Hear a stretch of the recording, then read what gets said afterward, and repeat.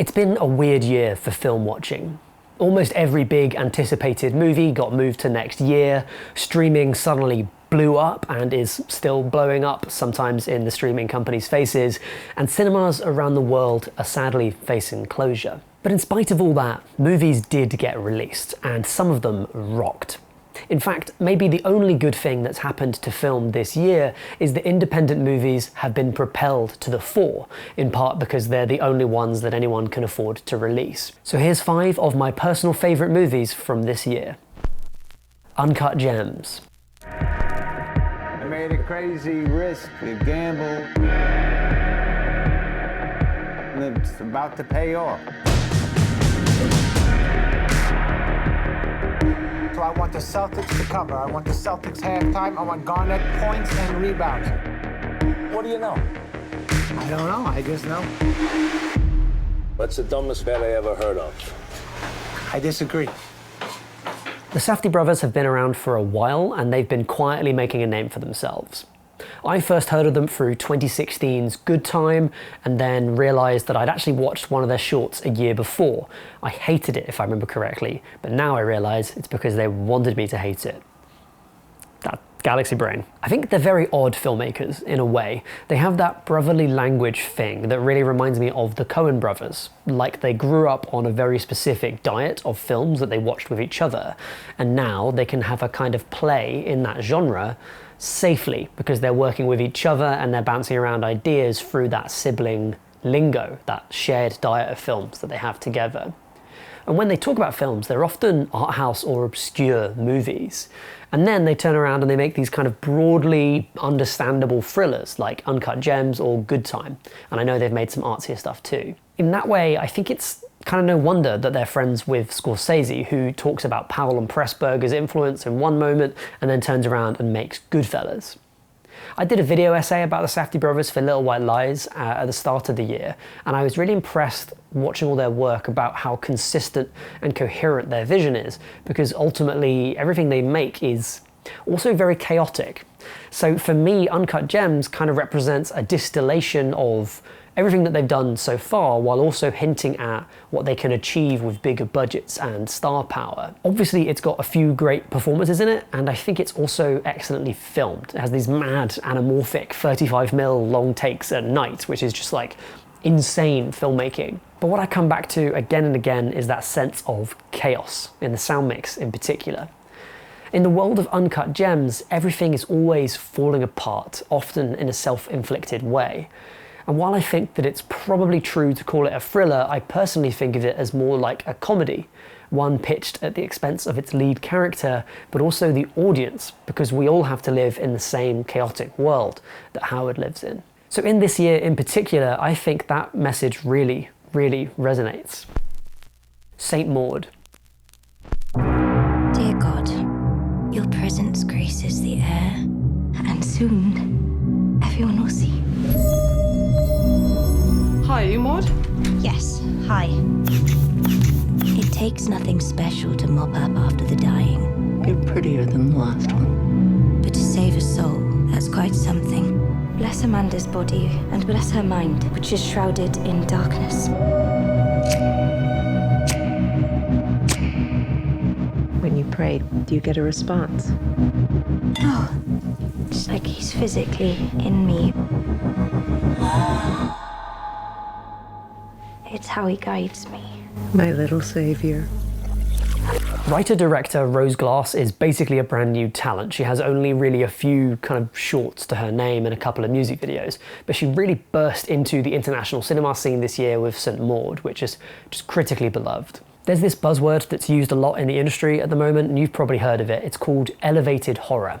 It's used to describe films like The Babadook or Get Out that are identifiably horror films in their content and plot, but use that structure to dive into deeper themes and ideas.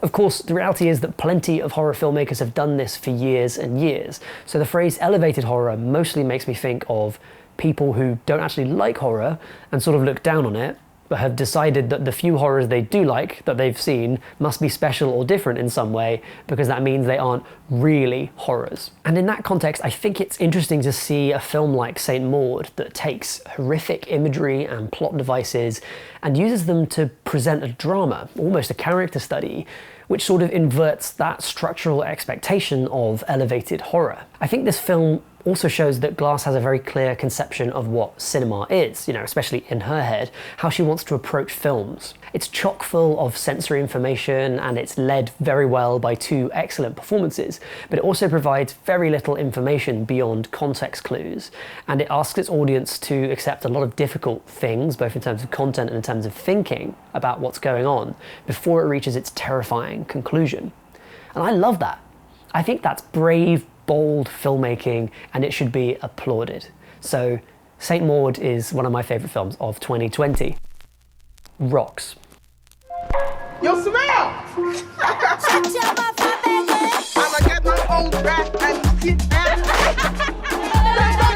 Are y'all seeing this? I'm gonna be the new Picasso. These are your clients? Yes, you Yeah, I'm gonna be a millionaire. Put your pesky hands back and pay the money. How's your mum doing? Yeah, she's fine. Yeah? Yeah.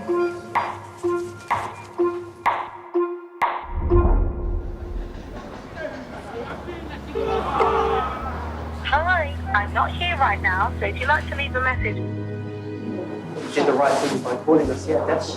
Come on, Emmanuel, let's go. Surely I did not go through all of this for nothing. I think you should tell someone about your mum. It's just you and Emmanuel. In a year that's been seriously short on joy and comfort, Rocks arrived like a soothing balm. And that's a strange thing to say about a film that covers parental abandonment as its main plot, I think. But while the bare plot of Rocks sounds like a kitchen sink drama and certainly covers the same kind of territory on paper, in execution it's a celebration of young women and of the diverse range of voices and experiences that make up London, my city, where I live, where I was born. So I couldn't help but love it. This film makes me think of the Japanese director Hirokazu Koreeda, whose kind of primary interest is always in the inner lives of his characters. I talk about his films as being humanistic. They have a sort of humane focus on how the characters live. And in Rocks, I think Sarah Gavran, the director, and the wide range of other women who worked on the film, like the writers Teresa Ricoco and Claire Wilson, and the associate director Anuradha Henriquez, adopt a similar approach to Koreeda, where they remain at eye level with their characters. What I mean by that is that instead of telling you what their characters are like, which is the worst thing you can do in writing, or contriving incidents to showcase their characters and what they're like, which is better, I think, than telling you, but still not great because it's contrived, the cast and crew of Rocks simply enable the audience to get to know the characters. And I think that's a very hard thing to do. And even harder for it to appear so effortless and for it to have so much fun with the audience. But Rocks succeeds in that, and that makes it, in my opinion, instant gold. This is a film that I will talk about for years. Monsoon.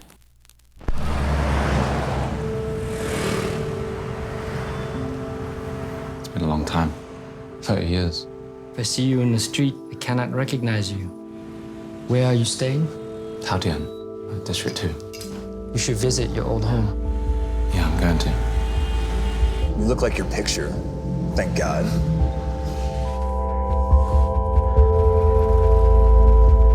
I went to where we used to live. I felt like a tourist. I hardly recognize this country anymore.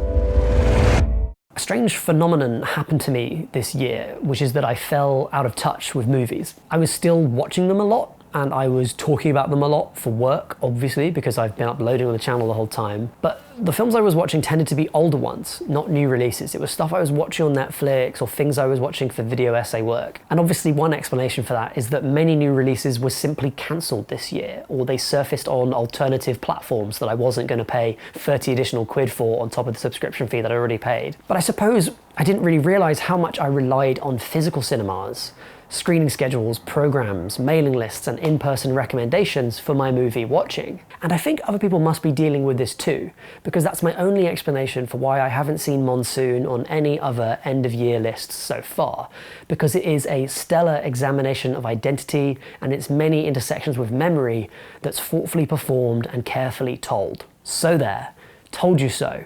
Monsoon, good. And one other thought I have on this is it's interesting that this came out in the same year as Da 5 Bloods, Spike Lee's infinitely more bombastic and I think like twice as long take on Vietnam and identity. Despite their extremely different approaches to storytelling, there's plenty of similarity between these two films, as both deal with a fateful return to Vietnam, a slow excavation of identity, and the way in which sexual politics can interact with colonial attitudes and political violence, or rather its legacy. So there's something there, and I'm sure I will pitch that to someone at some point for work as a video essay, so no one else can have that. I'm trademarking that as a premise, all right? If I see it before I make it, I won't be mad. I'm being chill. I'm trying to be more chill this year, you know, just trying to let stuff slide. Last but not least, The Invisible Man. Cecilia, although our relationship was far from perfect, I thought that you would talk to me rather than run away. Are you okay? What happened to him? He cut his wrist. Per his final wishes, you're getting $5 million. Contingent, of course, on the fine print. He can't be ruled to be mentally incompetent. It just doesn't make any sense. What? Adrian wouldn't kill himself. Listen, you're getting your freedom back, okay? Don't let him haunt you. Hello?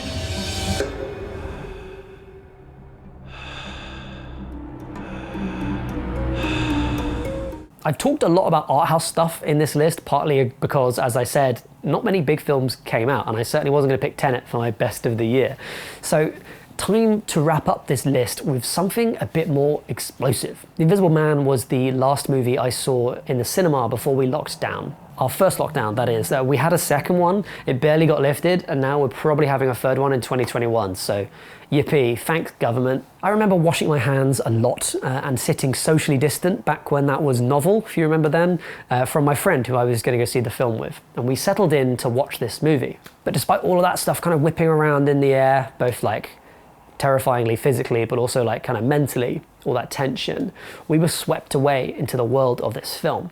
And if you think about how little information is supplied to you about everything else in this movie, how small its scope really is, that's kind of astonishing. I think a much more apt choice for the elevated horror label here, because the domestic violence context for this radical reimagining of a classic universal horror movie lends pretty much needed depth to its scant premise, but it's backed up by some excellent production design and VFX work as well. The contrast between the small suburban house where Elizabeth Moss's character ends up holding up as a kind of place of safety, and this modernist, brutalist nightmare mansion that hides unholy secrets. That's great. Cool, good idea.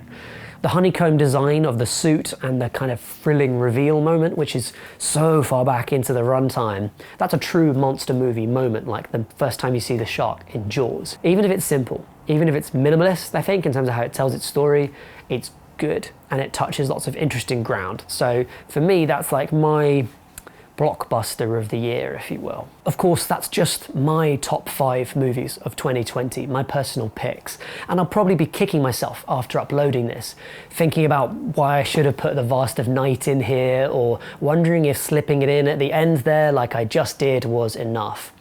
But what I'm really interested in finding out about is your favourite films of 2020. So do let me know in the comments below the movies that you loved this year, and we can have a great big debate there. That's it from me, but as ever, before I go, I want to wish you a very Merry Christmas, Hanukkah, Kwanzaa, or whatever it is that you do. You do you, mate, and fingers crossed that we can have a happy new year in 2021. Have a good one, and I'll see you next time. Bye for now.